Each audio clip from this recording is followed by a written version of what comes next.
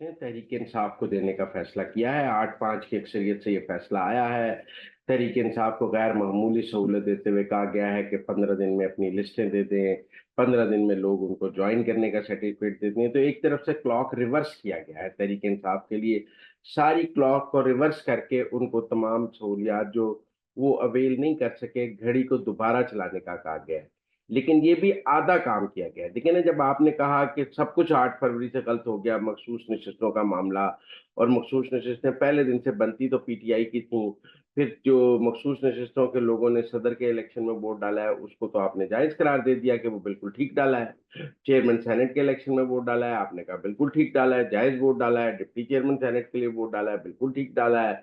Senate के elections में इन मखसूस नशिस्तों ने जो हुक्मरान इत्तेहाद को मिली, उन्होंने वोट डाला। सिर्फ केपी में सेनेट के इलेक्शन नहीं हो सके क्योंकि गंडापुर साहब ने हलफ नहीं लेने दिया और इजलास नहीं बुलाया था, जिसके ऊपर पेशावर हाई कोर्ट ने उन्हें तौहीन अदालत का नोटिस भी जारी किया था, लेकिन उन्होंने इजलास नहीं बुलाया था। बाकी 3 सूबों में तो मखसूस नशिस्तों में कौमी असेंबली में सेनेट के इलेक्शन भी हुए।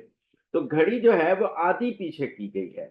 सिर्फ तहरीक इंसाफ को सीटें देने की हद तक पीछे की गई है। बाकी हुक्मरान इत्तेहाद ने उन मखसूस नशिस्तों से जो फवायद हासिल किए हैं, वो फवायद बरकरार रखे गए हैं। और ये नहीं कहा गया कि सदर का इंतखाब भी दोबारा कराया जाए, ये भी नहीं कहा गया कि सेनेट के इलेक्शन भी दोबारा कराए जाए इन मखसूस नशिस्तों के तनासुब से, ये भी नहीं कहा गया कि चेयरमैन सेनेट का इलेक्शन दोबारा कराया जाए। तो कहीं ना कहीं सुप्रीम कोर्ट ने हुक्मरान इत्तेहाद के लिए ब्रेक लगाई है, क्योंकि मैं समझता हूँ अगर आपने पहले दिन से कहा है कि कह दिया कि ये सीटें रिवर्स करके, टाइम को रिवर्स करके सारा तरीके इंसाफ को दे दें, तो फिर आप सारा कुछ कल अदम करार दे देते। आपके पास अख्तियार मौजूद था, लेकिन वहां आपने खुद को ब्रेक लगाई है और कहा है कि वो जो नशिस्तें उस वक्त हुक्मरान इत्तेहाद को मिली थी, उसके तहत जो सदर का इंतखाब हुआ है, सेनेट का हुआ है, चेयरमैन सेनेट का हुआ है, वो सब कुछ आपने ठीक करार दे दिया। तो एक तो मैं इसका ये पहलू समझता हूँ। दूसरा, तहरीक इंसाफ ने तो यकीनन ये सीटें मांगी ही नहीं थी सुप्रीम कोर्ट ने, और सुप्रीम कोर्ट ने वो चीज दे दी है जो उससे मांगी ही नहीं गई है। उससे तो सुन्नी इत्तेहाद कौंसिल ये सीटें मांग रहा था, उन्होंने फैसला करना था कि ये सुन्नी इत्तेहाद कौंसिल की बनती हैं या नहीं बनती हैं।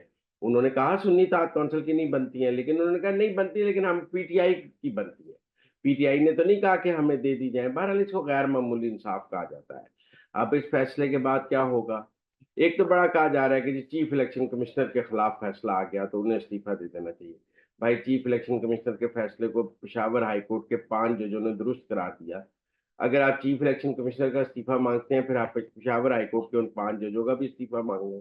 फिर आज के बाद जिस भी हाई कोर्ट का फैसला सुप्रीम कोर्ट में रिवर्स होगा, उस हाई कोर्ट के जज को इस्तीफा देना होगा, क्योंकि अगर चीफ इलेक्शन कमिश्नर का फैसला उल्ट हो जाए और उसे इस्तीफा देना है, तो फिर हाई कोर्ट के जजेस का फैसला उल्ट हो जाए, उन्हें भी इस्तीफा देना है। फिर अगर ट्रायल कोर्ट का जज किसी ने किसी को सजा दी है और वो हाई कोर्ट से रिवर्स हो गई है, फिर उस जज को भी इस्तीफा देना है। ये खाली चीफ इलेक्शन कमिश्नर को क्यों फैसला देना है? उसने एक जुडिशियल ऑर्डर किया, वो हाई कोर्ट ने अपहेल्ड किया, सुप्रीम कोर्ट ने अपहेल्ड नहीं किया। इसमें चीफ इलेक्शन कमिश्नर के ऊपर आप कहते हैं जी उन्हें आज इस्तीफा दे देना चाहिए। फिर दूसरी बात ये है कि वो कहते हैं कि जी इससे इंट्रा पीटीआई का जो निशान छीना गया वो गलत हो गया।